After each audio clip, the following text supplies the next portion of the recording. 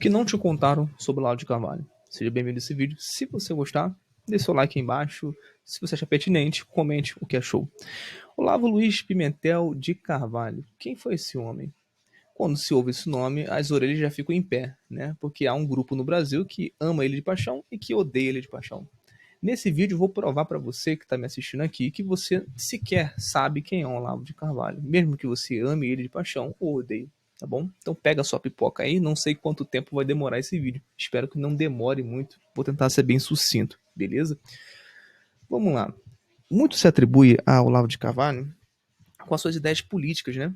Então assim, o Olavo é resumido no Brasil como se fosse um ativista. Essa é a dura realidade. Só que eu vou provar para vocês aqui no vídeo que ele é muito mais do que ficar falando e se reduzindo à política do dia.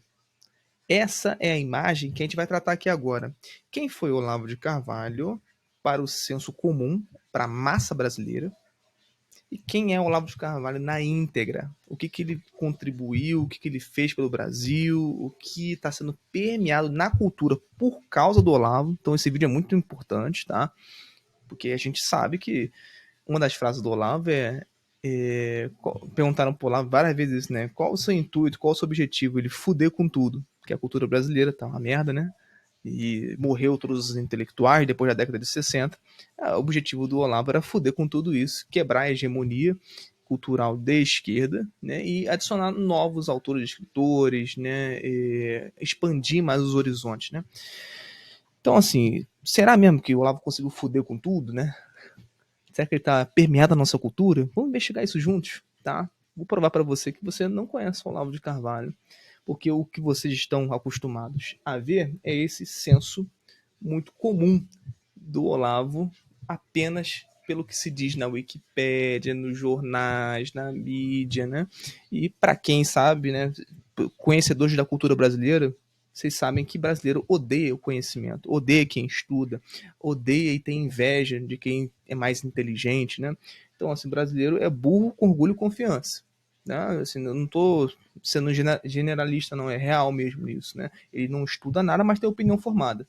É ou não é assim? O brasileiro não lê uma linha, mas tem uma opinião formada sobre tudo. Se perguntar da política do dia, ele tem a opinião dele. Se perguntar sobre a vizinha, ele tem a opinião do que acha da vizinha, mas sequer estudou, não demorou nem 2 minutos para estudar sobre tal livro, ou tal assunto, tal tema, ou mesmo sequer da vizinha, né?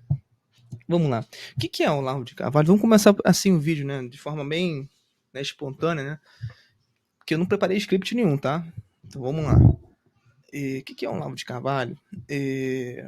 Para o senso comum. Se a gente abrir a Wikipédia aí agora, vamos abrir a Wikipédia. Pega o seu computador aí, seu celular, abre a Wikipédia. Escreve assim, Olavo de Carvalho. Ou melhor, vamos fazer melhor ainda. Escreve no Google. Escreve no Google o seguinte, Olavo de Carvalho. Você vai ver que vai cair na mesma. A Wikipédia vai falar para você o seguinte, Olavo Luiz Pimentel de Carvalho foi, olha o que está dizendo aqui, hein? Teórico da conspiração de extrema-direita, ensaísta, polemista, influenciador digital e ideólogo brasileiro. Ok. Atuou como jornalista, escritor e astrólogo. Entendi. Teve expressiva influência na extrema-direita brasileira. Vamos lá, a gente nem vai nem discutir esses conceitos, né? Que são extremamente tacanhos, mesquinhos e falsos, né? Não tem outra palavra a não ser falsidade, né? Muita coisa aqui sem sentido. Teórico da conspiração em relação ao quê? Extrema-direita? Ele não se denominava em nenhum momento de direita, né? Se pega um vídeo, desafio você aí, pegar algum vídeo e falar que o Olavo é da direita. Ele nunca se denominou da direita. E pelo contrário, tem uma entrevista do Sputnik, né? Você pode ver aí. Acho que é assim que se fala o nome do canal, Sputnik, que é do satélite da União Soviética, né? E aí entrevistaram o Olavo, né? Esse canal do YouTube, e perguntaram se ele tem alguma posição política. Ele falou que não tem, porque ele se considera um cientista político. E um cientista político, na visão do Olavo, não precisa necessariamente ter uma posição política. Enfim, dentre outras coisas, misturado com verdade, né? Que ele foi jornalista mesmo, Olavo, foi escritor, né? Mexeu com astrologia, né? A gente vai fazer aqui um paralelo, né? Em relação a que o brasileiro, né, ele muito compreende Olavo de Carvalho associado às ideias da política do dia. E com isso, né, não malgrado, né, não à toa, é, vamos explicar um pouquinho como é que isso aconteceu, né, para vocês entenderem como é que a gente chegou nesse senso comum. Em 2013 foi lançado o seu livro O Mínimo Preciso Saber para Não Ser Idiota.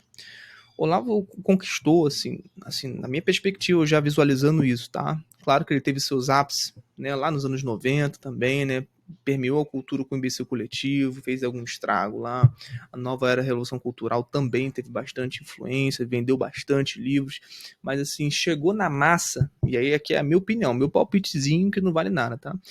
Que eu vejo que chegou na massa mesmo, na boca do povão, os conceitos, a filosofia, os termos que o Olavo usava nas suas aulas, a partir de 2013, com o livro O Mínimo, né?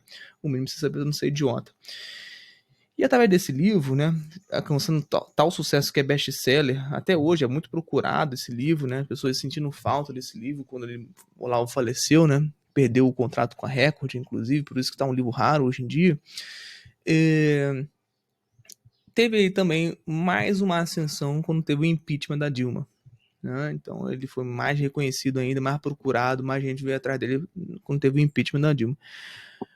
Posteriormente, a gente tá ali no governo Bolsonaro 2018, quando teve lá a vitória dele, e aí, meus amigos, a gente viu essas associações que fizeram aqui com ele, né, de extrema direita, que é o braço direito do Bolsonaro, tem foto do Olavo sentado à direita, né, do Jair Bolsonaro.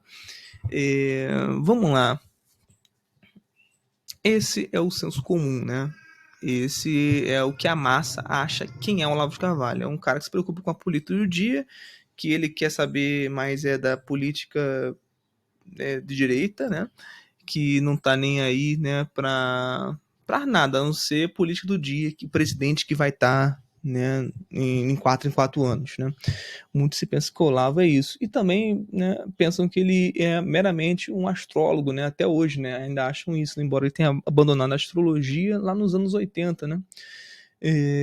Então, como ele estudou astrologia, como vários outros filósofos importantes estudaram astrologia, né? Posso citar Platão e Aristóteles, os mais clássicos, né? Claro que tem centenas, né, se vocês pesquisarem, né, que estudaram astrologia clássica, a astrologia tradicional de forma verdadeira, se debruçaram com muito tipo de dedicação para entender que não é uma ciência bobinha, né? A astrologia é algo inclusive interessante, mas que foi se perdendo, né, conforme a gente chegou na nossa era cientificista, né, onde tudo precisa ter muito respaldo científico, né?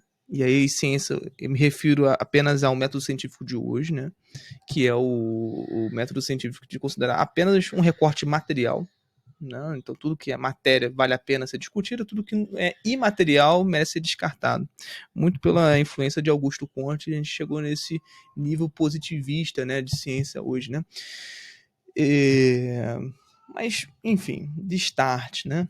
Falando isso tudo para vocês, basicamente, resumindo, é assim que entendem o Olavo de Carvalho. Como, né, no campo da esquerda, entendem ele como alguém que é fascista, alguém que, como diz aqui, né, propaga teorias extremamente conspiratórias, né, a Terra plana, e nisso se encaixa qualquer coisa, né, negação da ciência, né, que não existiu Covid, enfim, a Pepsi no feto, né, essas são clássicas, né, falas do Olavo que são recortes sem nenhum contexto que estão aí na internet, né?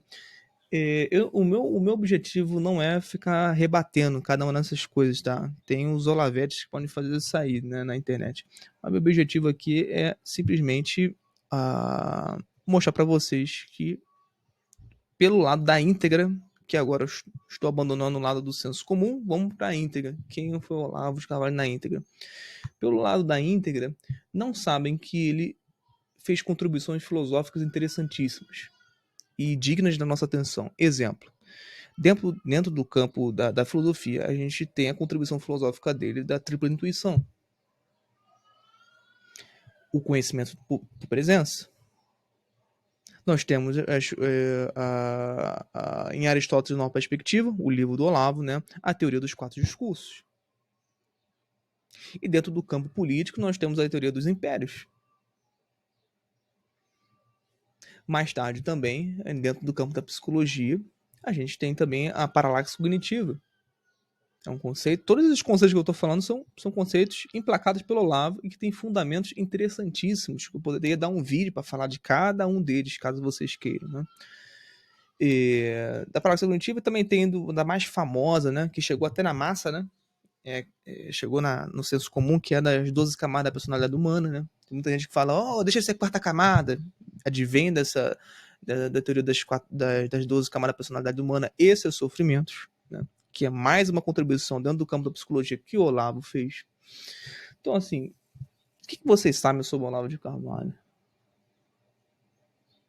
Eu acho que nada, né?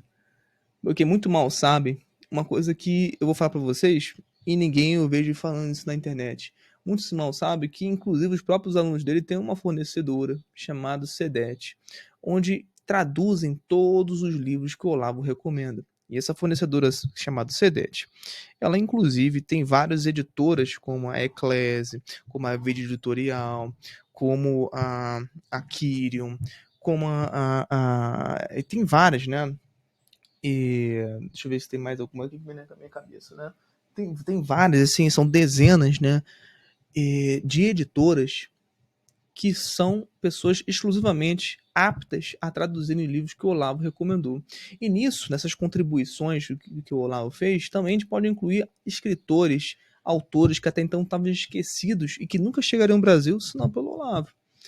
A gente tem René Girard, o Olavo foi um dos primeiros que começou a falar desse filósofo francês interessantíssimo, dono da teoria, inclusive, do bode expiatório, do desejo mimético, extremamente interessante para a psicologia, né? Um campo, uma contribuição filosófica e da psicologia que o René Girard fez e que é amplamente desconhecida. Mário Ferreira dos Santos, eu acho que nunca seria reconhecido, né, como é hoje, por conta se não fosse o Olavo, né, emplacando esse escritor. A gente tem o Heberto Salles, que já estava sendo bem esquecido, mas com o Olavo houve um levante. A gente também tem Vicente Ferreira da Silva, Willem Flusser. Né? Tô citando tudo de cabeça, como você está reparando, né? Não tem script aqui, não tem nada, né? Não tem nada. Então tem René Guénon, tem vários, né, escritores, né? Tô olhando aqui até para minha estante para vocês verem, né? Roger Scruton, também por conta do Olavo, o Frederick Copleston, né? A história da filosofia com Copleston só veio por conta da insistência do Olavo em traduzir essas obras, que inclusive são altamente obrigatórias na academia lá fora, americana, né? Existem diversos tipos de autores como Louis Lavelle, D.K. Chesterton, Gustavo Corsão. Tá pipocando aqui um monte de coisa na minha cabeça de escritores que talvez vocês estejam se familiarizando quem são, porque talvez vocês já tenham lido e sem saber que foi o Olavo, por conta da influência do Olavo, os alunos traduziram essas obras, né? Eric Voegelin, né? Veio aqui na minha cabeça também. Então são vários escritores, né, de alto calibre, né? Theodore Dalrymple também, né? São escritores de altíssimo calibre que são altamente respeitáveis fora do Brasil. Fizeram contribuições filosóficas importantíssimas, contribuições psicológicas importantíssimas no campo da psicologia, no campo da sociologia, da historiografia. Tem vários escritos, né, várias traduções que os alunos do Olavo fizeram que você, no mínimo, você vai ter que ser grato por esse senhorzinho que morava em Virgínia, tá bom? Então, uma coisa, acho que vocês não compreenderam, né? O Olavo, ele não é esse sujeito que vocês estão vendo aí na internet. O Olavo tem várias facetas, assim como o Manuel Bandeira tem nas facetas de poeta, né? Então, se vocês verem os escritos do Manuel Bandeira, ele tem vários tipos de facetas que ele coloca lá de propósito. Mesmíssima coisa com Olavo de Carvalho. Ele tem a faceta jornalística, ele tem a faceta de influenciador digital, né? Que quando ele abre um vídeo no YouTube, ele sabe que está falando com a massa. E aí a linguagem dele é aquilo mesmo, né? De falar palavrão, de fumar mesmo, né? Ele não fuma só porque ele é fumante. Ele tem um mecanismo psicológico e pedagógico ao fumar. Inclusive, né? Eu deveria, inclusive, estar cada vez mais usando esse mecanismo aqui no YouTube, né? Para vocês verem que funciona. Então, por que o Olavo fuma, falar palavrão, né? É tudo com propósito. O propósito é espantar pessoas que estão sendo incapacitadas de compreender o conteúdo do que está sendo falado, do que está sendo propagado. Então, se a pessoa já vem com uma ideia preconcebida de que eu só assisto alguém que é bonitinho, né? Eu só assisto alguém que faz pose, alguém que tem a voz impostada, alguém que fica igual o Luiz Felipe Pondé, né? Com um charuto, né? Assim, ó, fumando e cheio de pose, né? E fazendo com óculos aqui assim, não sei se vocês já viram os vídeos antigos dele, é assim, né? Com óculos aqui, fumando, fazendo boca, caras e bocas. E quando você avalia o conteúdo, é só verborragia, o cara fala nada com nada. Então, assim, diante de uma pessoa dessa, o Olavo se torna um combatente desse tipo de atitude que é muito comum no Brasil. O brasileiro adora as impressões, adora as aparências. Isso não sou eu que estou falando, não é o Olavo. Está documentado pelo Machado de Assis e Lima Barreto no século XIX, através dos seus, das suas obras, né? Dos seus romances, dos seus contos. Então, Machado de Assis e Lima Barreto já denunciavam isso desde o século XIX. O brasileiro mais se preocupa, né, com as aparências, de que a pessoa tem doutorado ou não, se a pessoa se esconde atrás de um mestrado ou não, para demonstrar sua completa inépcia, né, sua completa incapacidade intelectual. Se a pessoa fica fazendo pose bonitinho ou não, com a voz impostada, se fala bonitinho, né, com muita passividade agressiva. Então são tipos de tendências que o Olavo, bom estudioso, né, da cultura brasileira, fez e que tem uma postura de combate. Com isso, esse combate ele faz o quê? Começa a fumar logo primeiro para espantar os puritanos, os moralistas, né? E aí só sobra o quê? As pessoas que assistem o vídeo dele? Só as pessoas de boa vontade. Eu fui uma delas que falei assim, o que esse senhorzinho tá falando aqui? E eu conheci o Olavo através do mínimo, né? Comecei a ler os livros dele, né? E perguntei assim, caramba, esse cara brasileiro escreve tão bem. Fui ver os vídeos, tomei um certo espanto, como todo brasileiro, né? Que eu não esperava tamanha personalidade. Isso carece no brasileiro, né? O brasileiro é muito esponja. A Maria vai com as outras, né? Onde ele está no meio, ele quer ser acolhido pelo grupo. Tanto que hoje você vai ver que o brasileiro escolhe a religião simplesmente porque se sente bem no grupo. E não porque escolhe uma religião porque é verdadeira, porque estudou, porque faz sentido na vida dele. Não, porque ele se sente bem no grupinho da igreja, cantando e sentindo um calafrio. Resumindo, é isso. O brasileiro escolhe a religião através dessa forma, né? Então, entendendo todo esse arcabouço, que é esse arquétipo chamado brasileiro, que o Olavo se opõe a essas tendências e começa a agir dessa forma que vocês veem no YouTube, que é uma faceta específica. Quando você vai ver, né, as aulas do COF, as aulas dele não se fala nem sequer um palavrãozinho. Por quê? Não há mais necessidade dessa estratégia. Não há mais necessidade desse mecanismo de pedagogia para espantar pessoas. Ali já tem gente que já está querendo de boa vontade, já comprou, né, já está dentro do seminário de filosofia, que é o COF, né? Então, assim, para que vai usar algum tipo de mecanismo como esse, né? Ele tem a faceta dele jornalística quando ele escreve quando ele estava na coluna lá da Folha de São Paulo, né? Ele tem essa faceta jornalística, né? Ele teve a coluna no Globo, no Jornal do Brasil, né? No Zero Hora, enfim, né? De todas essas formas, né? Ele é um sujeito, né?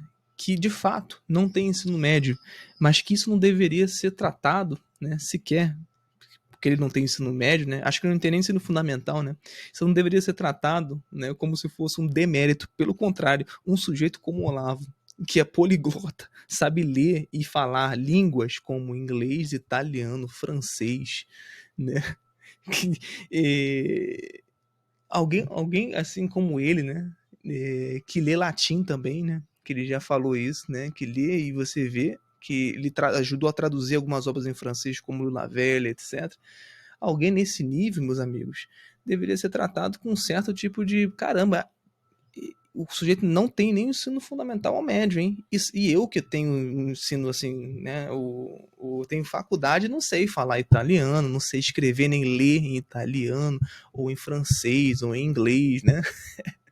Então, assim, o brasileiro tem essa ânsia de ressentimento, né? Essa inveja né, em relação ao se tem alguém maior do que eu tenho que abaixar essa pessoa à força, eu tenho que fazer um ostracismo com essa pessoa, porque senão eu vou me sentir muito mal. E é por isso que eu, inclusive, coloco, essa é um dos artigos que o Olavo escreveu, né, que coloca um Lula como presidente do Brasil, porque tem que ter alguém tão inferior quanto eu, brasileiro, lá, alguém que é analfabeto, alguém que é evidentemente inferior no quesito, né, no passado do Lula, né, que ele foi analfabeto, que foi pobre, etc. Tem que colocar algum coitadinho no pedestal para eu me sentir mais elevado. Essa é também uma das eh, contribuições do Olavo dentro da política, né? Ele teve esses tipos de sacadas psicológicas dentro da psicologia, dentro da política que ninguém teve, né? Ninguém fazia uma investigação assim, tão profunda quanto ele, né? Nem Reinaldo Azevedo, né?